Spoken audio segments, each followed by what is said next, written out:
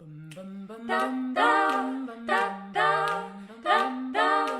was a famous trumpet man from out Chicago way.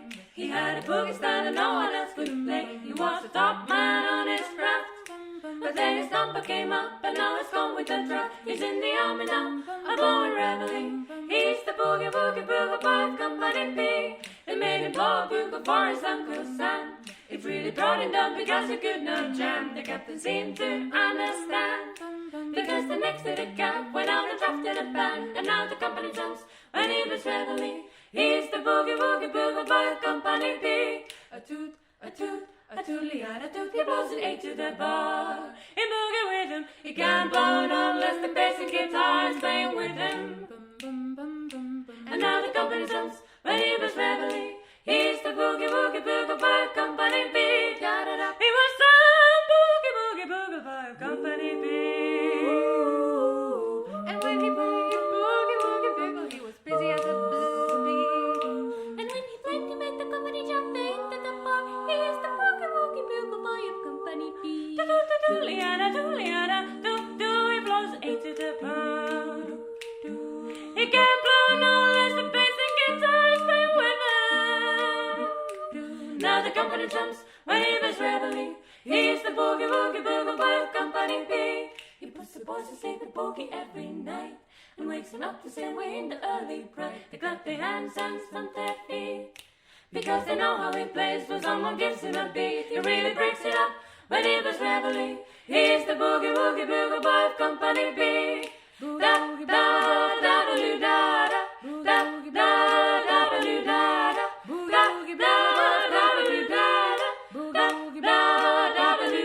Now the company jumps when he was reveille. He's the boogie woogie bugle boy of Company B. Tervetuloa Turun yliopiston lukuvuoden avajaisiin. Jo toista kertaa peräkkäin juhlimme avajaisiamme etänä. Moni meistä tulee pitkän etätyö- tai etäopiskelujakson jälkeen palailemaan ainakin osittain kampukselle tulevana syksynä. Tätä olemme odottaneet. Saamme vihdoin nähdä työ- ja opiskelijakavereitamme kasvotusten. Kampus herää taas eloon. We asked the members of the university community on campus for their views on this coming autumn.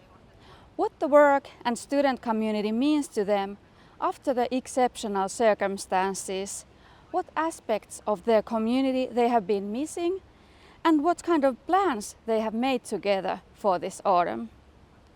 We will be seeing and hearing these comments from 3 members of the university community during this celebration. Juhlan avaa rehtori Kolan puhe ja vielä kerran sydämellisesti tervetuloa. Hyvät yliopistolaiset ja yliopiston ystävät, dear community members and friends, partners and stakeholders, welcome to the opening ceremony of the academic year 2021-22 of the University of Turku. Tervetuloa Turun yliopiston lukuvuoden 2021-2022 avajaisiin. Arkeamme ja tapojamme toimia on koeteltu, paljon olemme myös oppineet.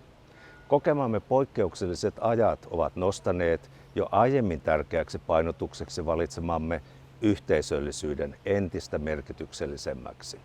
Pitkittyneet etäopiskelu ja etätyö ovat käyneet monelle raskaiksi. Monelle uudet tavat osallistua ja tehdä ovat tarjonneet toivottuakin joustavuutta. Yliopistoyhteisönä lähdemme nyt uuden lukuvuoden alkaessa rakentamaan yhteisöllisyyttä ja arkea uudelleen. Tärkeimpänä pidämme opiskelijoiden sosiaalisten kontaktien ja turvallisen fyysisen yhteisöllisyyden palauttamista. Tiedämme, miten suuri merkitys omaan opiskelijayhteisöön ja koko yliopiston kiinnittymisellä on opintojen sujumisen ja koetun hyvinvoinnin kannalta. Pyrimme tarjoamaan lähiopetusta mahdollisimman paljon kaikkien vuosikurssien opiskelijoille. Koko yhteisön hyvinvoinnin on oltava kaiken perustana, sillä vain jos voimme hyvin, voimme hoitaa menestyksekkäästi perustehtäviämme, tutkimusta ja opetusta. Visiomme mukaisesti rakentaa rohkeasti hyvinvointia ja kestävää tulevaisuutta. Laajemmin koko yhteiskunnan näkökulmasta yliopistot ja korkeakoulut ovat merkittävässä asemassa hyvinvoinnin ylläpitämisessä ja lisäämisessä. Ja hyvä niin. Luottamuksen tieteeseen ei tulisi horjua ihmiskunnan ja maapallon tulevaisuuteen liittyvien kysymysten äärellä. Tieteelliseen tutkimukseen perustuvaa tietoa tarvitaan enemmän kuin koskaan, minkä pandemiakin osoitti. Yliopistojen rooli tiedon ja osaamisen tuottajana sekä luovan ja kriittisen ajattelun ja sivistyksen ylläpitäjänä korostuu muutosten keskellä. Myös maamme hyvinvoinnin kannalta oleellinen Suomen kilpailukyky perustuu osaamiselle, tutkimukselle ja innovaatioille. Olemme kuitenkin tutkimus- ja kehittämismenoissa tippuneet selkeästi vertailussa esimerkiksi muihin Pohjoismaihin. Yliopistoissa näemme tämän arjessamme. Suomen hallitus on pääministerin johdolla ottanut tavoitteeksi nostaa Suomen tutkimus- ja kehittämismenojen osuus 4% bruttokansantuotteesta vuoteen 2030 mennessä. Nykyään se on vain 2,7%. Kesäkuussa asetetun parlamentaarisen TKI-ryhmän tavoitteena on saada aikaan yli hallituskausien ulottuva sitoutuminen tutkimus-, kehittämis- ja innovaatiopanostusten nostamiseksi. Hallituksen budjettiriihessään esittämä 40 miljoonan euron leikkaus Suomen Akatemian tutkimusrahoitukseen ei tätä tavoitetta edistä, päinvastoin. Akatemian valtuuksien pienenemisen myötä sen jakamaa tutkimusrahoitusta uhkaa ennennäkemätön yli 100 miljoonan euron leikkaus. Leikkausten seurauksena menetetään satoja tutkijan tehtäviä, minkä lisäksi tutkimuksesta leikkaaminen leikkaa myös koulutuksesta ja heikentää siten osaamistasoa. Hyvät kuulijat, on selvää, että ilman kunnollista tutkimusrahoitusta ei voi olla vahvaa TKI-toimintaakaan. Kyseessä on noidankehä, joka väistämättä heikentää tutkimuksen laatua ja sitä kautta sen vaikuttavuutta. Lisäksi leikkaukset ovat ikävä signaali nuorille tutkijoille. Ne luovat entistä epävarmempaa kuvaa tieteen ja tutkimuksen asemasta Suomessa ja heikentävät kansainvälistä kilpailukykyämme sekä kestävän kasvun edellytyksiä. Yliopiston linja on, että mikäli TKI-panokset halutaan nostaa 4% vuoteen 2030 mennessä, ei suunniteltuja leikkauksia Suomen Akatemian tutkimusrahoitukseen tulisi tehdä. Jotta TKI-panosten nostaminen 4% vuoteen 2030 onnistuu, on tulevina vuosina varmistettava yli hallituskausien jatkuva, johdonmukainen ja pitkäjänteinen toiminta. Haluan tässä esittää 5 yliopistojen, korkeakoulujen ja järjestöjen yhdessä laatimaa pääperiaatetta, joiden mukaan toimimalla tiede sekä tutkimus- ja innovaatiotoiminta vahvistuvat ja Suomi menestyy. Ensinnäkin ja tärkeimpänä tieteelle tulee turvata vakaa ja ennakoitava rahoitus. Kansainvälisesti korkeatasoinen tieteellinen tutkimus luo edellytykset tutkimustiedon vaikuttavuudelle ja koko TKI-toiminnalle. Huipputason tutkijat, opiskelijat ja tutkimusintensiiviset yritykset hakeutuvat sinne, missä on korkeatasoisimmat tutkimusryhmät sekä parhaat tutkimusinfrastruktuurit ja edellytykset tehdä tutkimusta.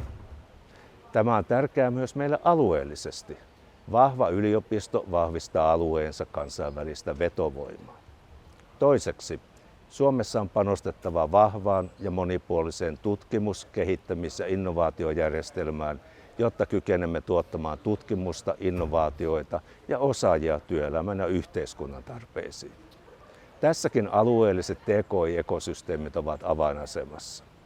Kolmanneksi, pula osaajista ei saa muodostua kestävän kasvun ja hyvinvoinnin pullonkaulaksi. Korkeatasoinen ja laadukas koulutus kaikilla koulutusasteilla perustuu tutkittuun tietoon ja pedagogiseen kehittämistyöhön.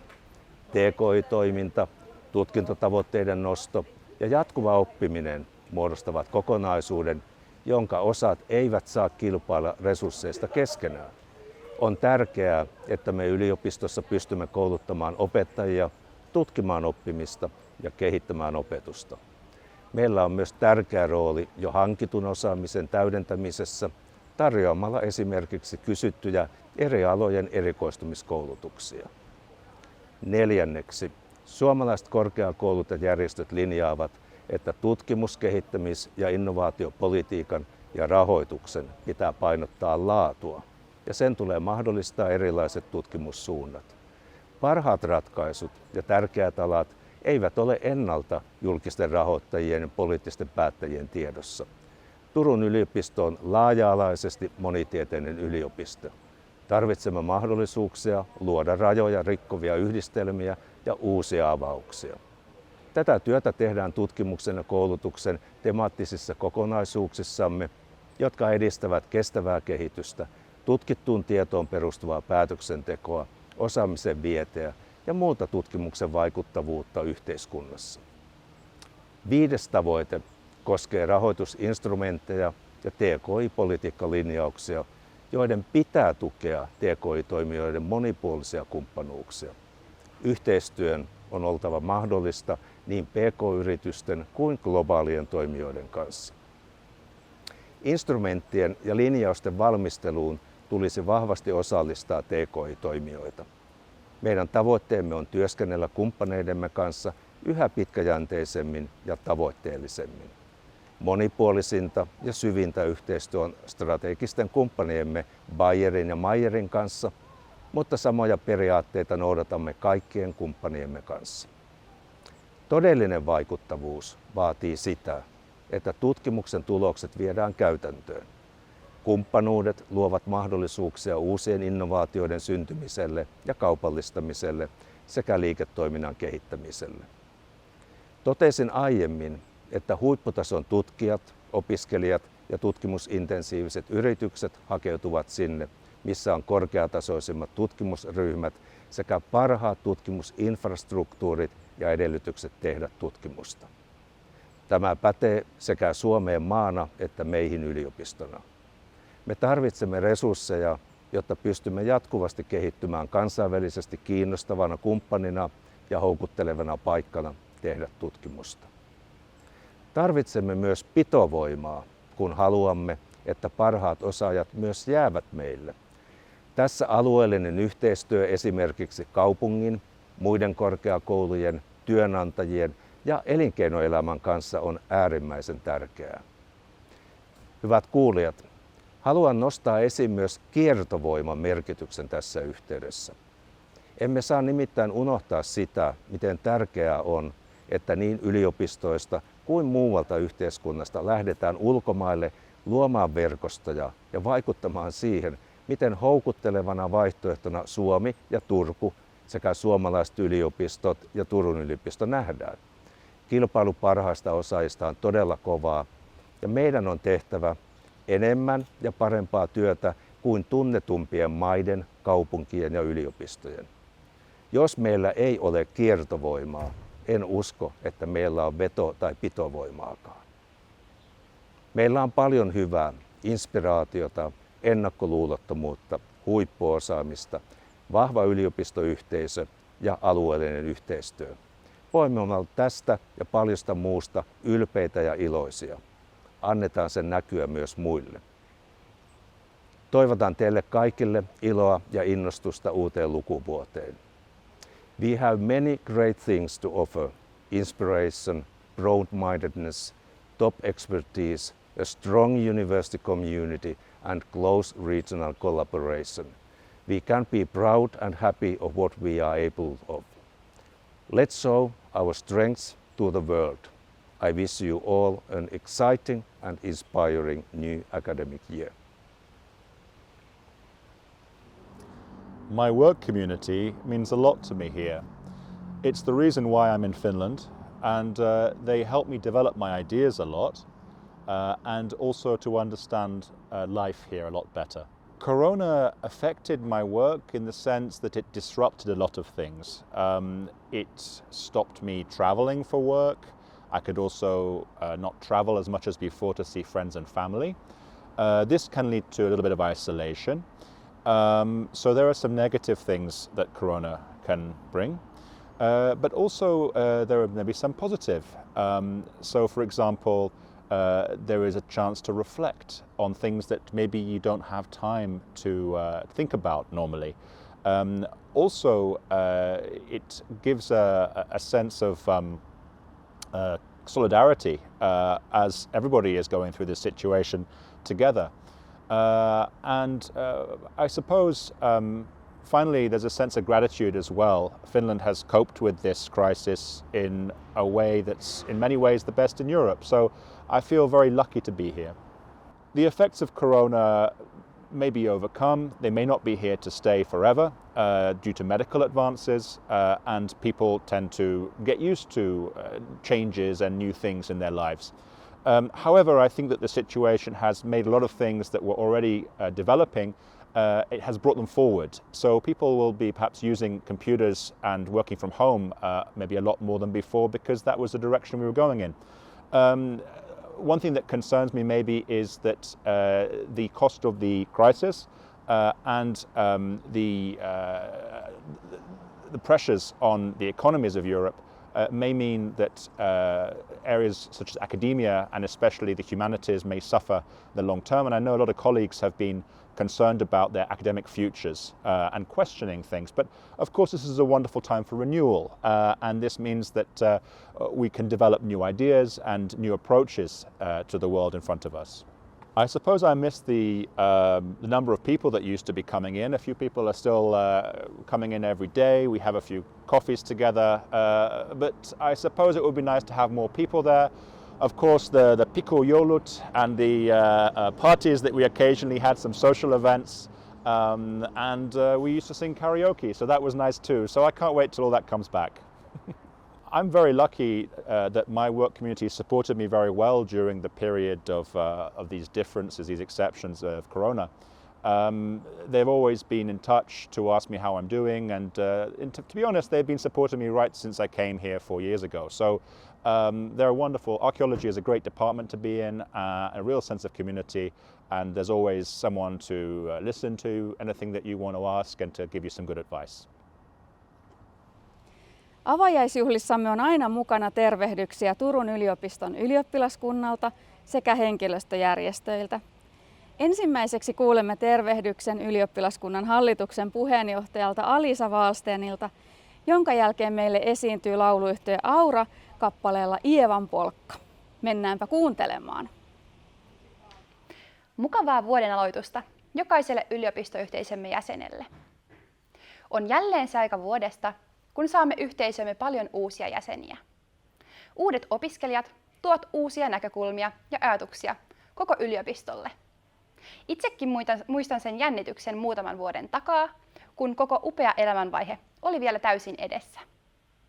Aluksi pidin tätä lähinnä kouluna, jossa opiskellaan 8–4 ja lähdetään sen jälkeen muun arjen pariin.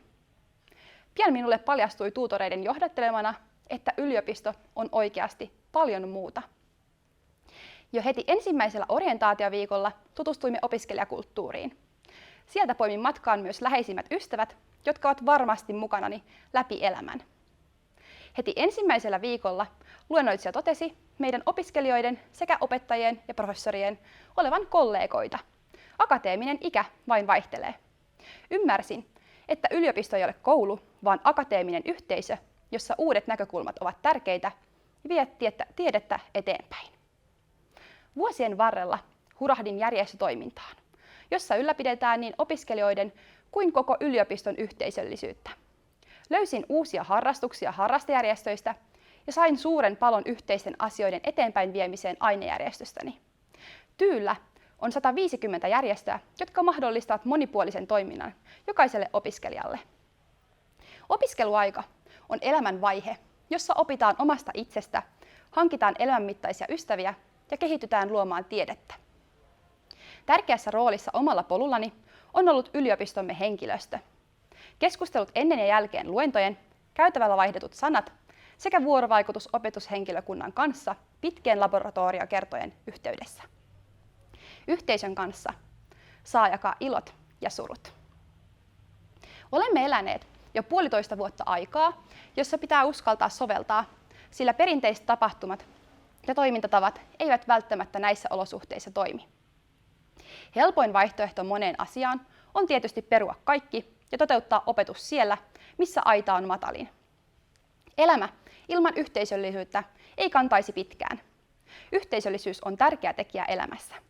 Se edistää meidän hyvinvointia ja mielenterveyttä sekä mahdollistaa meille opiskelijoille verkostoitumisen tulevaisuuden kollegoiden kanssa. Yhteisöllisyys on tärkeä tekijä yliopisto-opiskelijan arjessa, oli tilanne millainen tahansa. Olemme oppineet korona-ajasta ja nyt meidän on jokaisen tehtävä antaa yhteisölle oma panoksensa. On hienoa kuulua Turun yliopistoon. Olemme edelläkävijöitä monessakin asiassa. Korona-aika on opettanut meille joustavuudesta ja yhteisöllisyydestä. Yliopistossamme tähdätään 30% etäopetusta ja 70% lähiopetusta. Tämä mahdollistaa aidosti laadukkaan koulutuksen jokaisella kampuksellamme ja ottaa myös meidän yksilöllisiä elämäntilanteita huomioon. Opin jo aikaisin, että akateeminen maailma on joustava, eikä yhteisöä ole ilman yksilöitä. Me opiskelijat odotamme tätä syksyä, lähiopetusta ja sen tuomia aitoja ohimennen käytyjä keskusteluja kampuksella. Takataskustamme löytyy varmasti monipuolisempi kattaus opetusmenetelmiä kuin koskaan ennen. Nyt on aika laittaa ne käytäntöön. Meidän on kommunikoitava toistemme kanssa, jotta löydämme parhaan mahdollisimman tien uuteen normaaliin. Järjestöjen ja yksiköiden yhteistyö on korostunut nyt korona-aikana, ja sitä me haluamme vahvistaa myös tulevaisuudessa. Toimiviin ratkaisuihin tarvitaan meidän kaikkien ajatuksia. Paljon on siis meillä jokaisella odotusta ilmassa tähän syksyyn. Oli sitten uusi opiskelijayhteisön jäsen tai pidempään täällä ollut. Meille kaikille on luvassa muutoksia. En malta odottaa, että näemme, mitä kaikkea me tänä syksynä keksimmekään. Lähiopetus ja puheensorina kampuksen käytävillä. Täältä tullaan.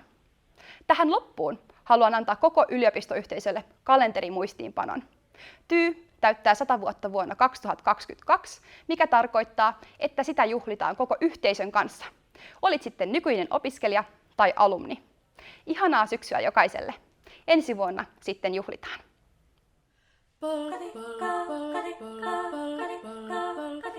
Naapurista kuului se polkan tahti, jalkani pohjii kotkutti. Ievan näikösi tyttönsä mahtivan, kyllähän Ieva se jutkutti. Sillä ei mene silloin kellot laittaa, kun me tanssimme laijasta laitaan. Sali veri hikkoo, tupput, tapput ja tipput hiljalleen.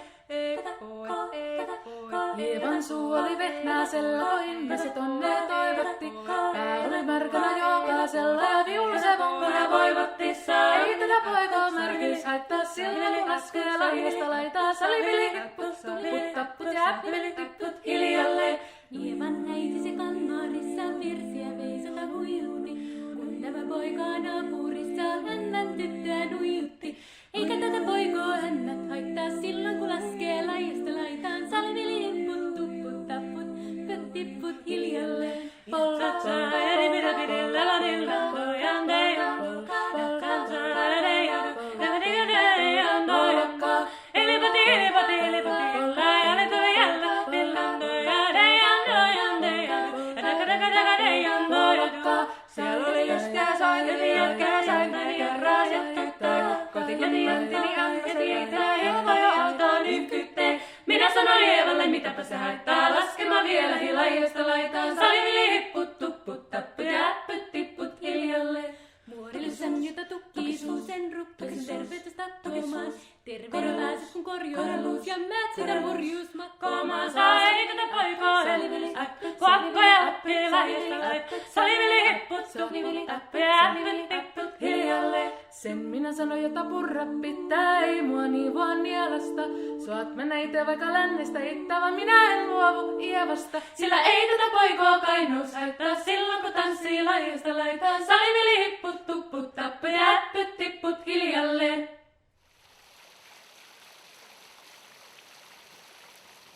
Opiskeluyhteisö merkitsee mulle ihan tosi paljon, että saa just kaveritten kautta motivaatiota ja vertaistukea siihen opiskeluun. Korona toi uutena kaikki etätapahtumat ja semmoiset niin kuin Zoomin kautta olevat opiskelijajuhlat ja semmoiset sitsit esimerkiksi. Se oli positiivisesti tavallaan, että sinne tuli just niin paljon porukkaa ja saatiin niin kuin, paljon uusia kavereita sitäkin kautta, mutta kyllä se vaikutti negatiivisesti, että kävijämäärät oli pieniä ja Kyllä nämä koronan muutokset tulee jäämään opiskeluelämään, että just kaikki etäluennot voi katsoa sitten ehkä kotona, jos on kipeä tai ei vaan sit jaksa tulla yliopistolle, mutta kyllä niin kuin noi 4. ja 5. vuoden opiskelijat joutuu ottaa nyt vähän osaa taakasta, kun ei ketään muu tiedä mitä vapusta esimerkiksi. Et mä en ole kokenut ikinä vappua, vaikka mä aloitan 3. vuoden. Mä kaipaan just eniten yhteisöstä sitä kavereitten kanssa hengailua ja sitä, että pääsee yliopistolle niin kuin opiskelemaan ja hengailee ja sitten just kavereitten näkemistä. Et kyllä meillä oli etäyhteyksiä, että just tehtiin siellä sitten demoja tai muita tehtäviä yhdessä, mutta se on ehkä se tärkein, että näkisi kavereita. Auttoi ihan tosi paljon, että kavereitten kanssa hajoiltiin yhdessä, että ei niitä ehkä yksi olisi sit jaksanut. Ja laitokselta oli myös tukea, että sinne vaan pistää viestiä, niin saa sitten kysymyksiä aika äkkiä vastaukset. Seuraavaksi meille puhuu Turun yliopiston tieteentekijöiden hallituksen puheenjohtaja Maija S. Peltola. Tämän jälkeen käymme katsomassa palkintojen jakotilaisuutta, jossa Turun yliopisto jakaa muistomitaleja. Haluamme muistaa mitalein 7 ansioituneen uran tehnyttä professoria. Samassa tilaisuudessa Turun yliopiston perustanut Turun suomalainen yliopistoseura jakaa 3 väitöskirjapalkintoa viime lukuvuoden aikana valmistuneille väitöskirjoille. Arvoisa rehtori, vararehtorit, hallituksen puheenjohtaja ja jäsenet, dekaanit, hyvät yliopistolaiset ja yliopistomme ystävät. Pidin henkilöstöjärjestöjen puheenvuoron viimeksi lukuvuoden avajaisissa 2017. Vain muutama vuosi välissä ja aivan toinen maailma. Vaikka maailma on muuttunut, jokin kalskahti tutulta edellistä puhettani silmäillessäni. Tuolloin puhuin sivistysyliopiston merkityksestä Suomelle ja koko maailmalle. Nostin esiin tutkitun tiedon tarpeellisuuden ja suuren kysynnän. Teemat eivät ole juurikaan muuttuneet. Vietämme parhaillaan tutkitun tiedon teemavuotta ja maailmaa kohdanneet suuret mullistukset eivät voi kuin korostaa tieteen keskeistä merkitystä. Monialaisena sivistysyliopistona ja tiedeyliopistona me olemme niitä, joilta odotetaan vastauksia. Vastauksia tarvitaan monella tavoin. Nopeasti, kustannustehokkaasti, harkitusti, analyyttisesti, yksinkertaistetusti, tiivistetysti, kaupallistettavasti, pitkällä aikajänteellä, vakaasti. Samalla myös vastaukset voivat olla moninaisia. Koneita, laitteita, ohjelmistoja, pedagogisia työkaluja, johtamisen tai prosessinhallinnan uusia toimintatapoja, uusi ymmärrys historiasta ja ihmisyydestä. Me yliopistolaiset teemme yliopiston. Meidän jaksamisemme on tae menestykselle. Tarvitsemme yhteisöjä, yhteisöllisyyttä, toisiamme. Tarvitsemme aikaa, vakautta ja mahdollisuuksia kehittyä sekä yksilöinä että yhteisöinä. Yhdessä pähkäilylle, keksimiselle ja mietiskelylle on löydettävä tilat ja aika. Samoin tilaa ja aikaa tarvitaan myös hiljaisuudelle ja keskittymiselle. Yliopistolaiset elävät jatkuvassa paineessa. Painetta luo kilpailuun perustuva järjestelmämme. Yksilöinä kilpailemme euroista, työsuhteista, julkaisuindekseistä, mahdollisuuksista edetä uralla. Yhteisönä kilpailemme myös rahasta, mutta lisäksi maineesta, arvostuksesta, paikasta auringossa. Yliopistot ja yliopistolaiset joutuvat jatkuvasti todistamaan tarpeellisuuttaan. Olemassaolon taistelua käydään yhteisöjen sisällä ja välillä. Yliopistolaisiin kohdistetaan painetta monin tavoin. Meidän tulisi kouluttaa nykyistä suurempi joukko innokkaita nuoria. Meidän tulisi tehdä koulutuksesta entistäkin joustavampaa. Meidän tulisi tehdä vaikuttavampaa tiedettä. Nämä ovat viime päivinäkin ääneen lausutut vaatimukset. Ja mehän teemme tätä kaikkea. Itseämme säästämättä, tällä hetkellä jopa keittiön pöydän ääressä, lasten mellastaessa ympärillä ja risoton porostaessa hellalla. Huolenani kuitenkin on, kuinka me jaksamme. Luvassa ei ole rahoituslisäyksiä, joilla voisimme palkata enemmän tieteentekijöitä. Päinvastoin, tutkimusrahoitusleikkauksista saa kuulla jatkuvasti. Tutkijanuran vetovoimaisuus ei ole taattu, kun arki koostuu pätkistä ja epävarmuudesta. Rikastuminenkaan ei yliopistolaisia uhkaa. Kansainvälinen kykymme kilpailla huippuosaajista on vaakalaudalla, jos juhlapuheet eivät kohtaa arkea. Tiedemyönteisyys ja osaamisen arvostus ovat kasvaneet, mutta rahoitus on laskenut. Keinot eivät aivan tunnu vastaavan tavoitteita. Ajat ovat tiukat ja vaativat, mutta ei tässä synkistely oikein auta. Me Turusta teemme hyvää työtä. Alueellinen ja kansallinen arvostuksemme on nousussa edelleen. Kansainvälisissä vertailuissa meillä ei ole mitään hävettävää. Turun yliopisto on meille kaikille tärkeä. Se on yhteisömme paikka ja aika, jossa keksimme ja kehitämme uutta. Turun yliopiston tieteentekijät haluavat jatkossakin olla mukana rakentamassa yliopistoa, jossa ihmiset ja yhteisöt viihtyvät ja voivat hyvin. Yhteiset ja jaetut pelisäännöt ja tavoitteet, yhdenvertaiset osallistumismahdollisuudet, monisuuntainen vuorovaikutus, aito kuuleminen, avoimuus. Näitä tieteentekijät peräänkuuluttavat ja haluavat vaalia. Yhteisyys on ollut koetuksella, kun se tapahtuu vain Zoomissa, Teamsissa tai sähköpostilla. Uuden luominen ilman yhteisön tukea, kriittisyyttä ja kannustusta on hankalaa. Toivottavasti pääsemme kohta tapaamaan kasvokkainkin. 1,5 vuoden aikana on oppinut arvostamaan porukan merkitystä. Toivotan teille kaikille oikein tehokasta ja mukavaa lukuvuotta, voimia ja iloa tärkeään työhön. Hyvää iltapäivää teille kaikille. Ja tietysti tässä vaiheessa voi aina toivottaa myös hyvää uuden lukuvuoden alkua. Se, miksi me olemme täällä nyt, on tänään sitten näiden Turun yliopiston muistomitallien jakaminen sekä sitten Suomalaisen yliopistoseuran väitöskirjapalkintojen jakaminen. Näitä mitalleita ojennetaan yliopistoa pitkäaikaisesti palvelleille henkilöille. Ja mitallit ovat tosiaan juurikin nyt 100 vuotta vanhoja. Turun yliopiston muistomitallia koskevan ohjesäännön perusteella olen myöntänyt professori Hannu Arolle, professori Eija Könöselle, professori Risto Roineelle ja professori Ulof Sulinille yliopiston muistomitallin. Onnittelen teitä nyt muistomitallien saajia.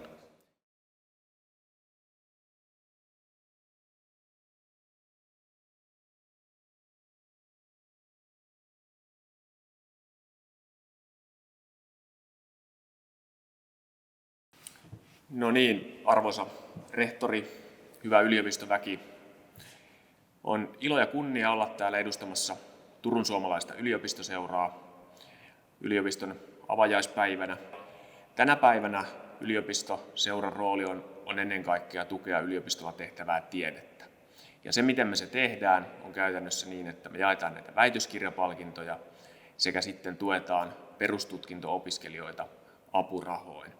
Mutta tänään on seurankin näkökulmasta hieno päivä. Me pääsemme jakamaan näitä väitöskirjapalkintoja. Näitä jaetaan vuosittain nimenomaan aina tässä yliopiston avajaistilaisuudessa edeltävän lukuvuoden parhaille väitöskirjoille ja väitöskirjan tekijöille. Ja nämä kaikki väitöskirjat on oman alansa huipputuotoksia ja me halutaan ennen kaikkea näiden palkintojen avulla vähän niin kuin vielä nostaa sitä arvoa ja antaa arvonantoa näille väitöskirjoille ja niiden tekijöille. Nämä on upeita tuotoksia ja nämä ansaitsevat palkinnon. Ensimmäinen väitöskirjapalkinto menee filosofian tohtori Jori Merikoskelle matemaattis-luonnontieteelliseen tiedekuntaan ja matematiikan oppiaineeseen. Väitöskirjan otsikko on Approximations to Landau's Problems on Prime Numbers.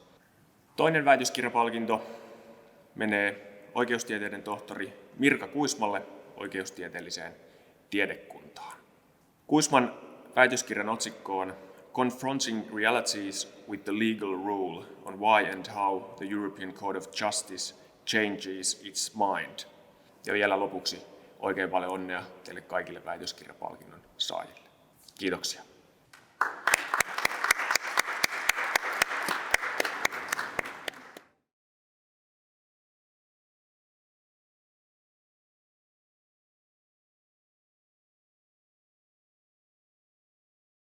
No, työyhteisöhän merkitsee ihan kaikkea. Että olen ollut itse tosi onnekas, että olen ollut 25 vuotta täällä yliopistolla ja mulla on aina ollut hyviä työkavereita ja hyviä työyhteisöjä.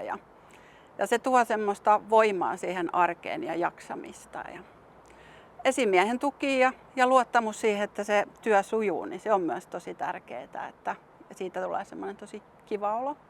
Korona toi semmoista. Totta kai etäkokouksethan oli ihan uutta ja sitten kun ne opittiin, niin se oli tosi kivaa ja helppoa, mutta toisaalta taas sitten raskasta. Että sit aina pitäisi muistaa vähän pitää niitä taukoja ja muistaa se oma jaksaminen siinä palaverirumpassa, että tämä on varmaan tosi yleistä monelle yliopistolaiselle. No kyllä mä kaipaan niitä ihmisiä ja niitä kahvipöytäkeskusteluja ja semmoista luovaa työtä ja suunnittelua, jota on helpompi tehdä silloin, kun ollaan yhdessä. Että tämmöisenä aikanahan voidaan sitä suunnittelua tehdä kotonakin hiljaisena työnä, mutta sitten kun mietitään teemoja ja vähän sparraillaan toisiaan, niin silloin olisi kiva, että oltaisiin kaikki yhdessä ja siitä tulee aina semmoinen kiva fiiliskin, että onnistuu tosin etänäkin, mutta ei ehkä ihan niin hyvin. No mä toivon, että kun tämä korona-aika on ohi, niin nähdään totta kai toisemme ja mennään taas lounaille yhdessä ja istutaan kahvipöytään ja vähän käydään läpi, että mitä tässä oikein tapahtuu ja mitä tästä voi oppia. Meitä odottaa uusi arki, joka muotoutuu syksyn aikana. Etätyö ja etänä opiskelu jatkuvat osittain, mutta samalla meillä on mahdollisuus yhdistää näihin kampuksella olemisen parhaat puolet. In public, there has been a lot of discussion on what the future of being a member of the university community, studying and working at the university will be like. Together, with an open mind, we should build the University of Turku forward as a study and working environment so that everyone would feel good to be here and to do their best. Nyt meille esiintyy vielä lauluyhtye Aura kappaleellaan Mr. Sandman. Kiitämme kaikkia katselijoita seurasta ja toivotan teille hyvää alkanutta lukuvuotta.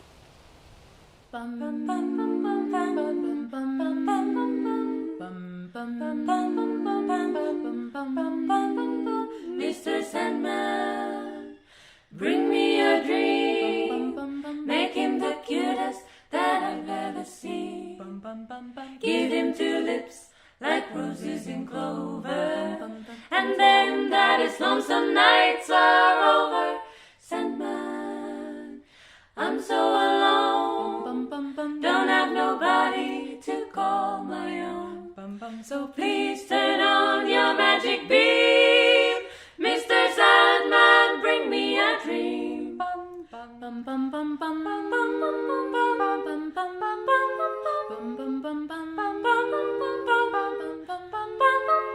Mr. Sandman, bring me a dream.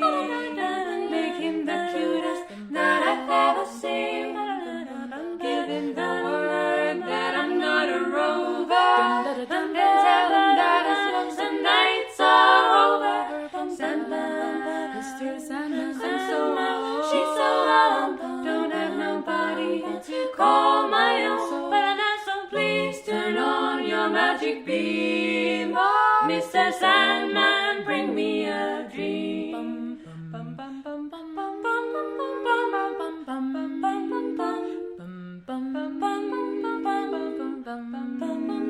Mr. Sandman, yes, bring us a dream. Give him a pair of eyes with a completely clean. Give him a lonely heart like Pagliacci, and lots of wavy hair like Liberace. So please, Mr. Sandman, someone to hold would be so peachy before we're too old. So please turn on your magic beam, Mr. Sandman.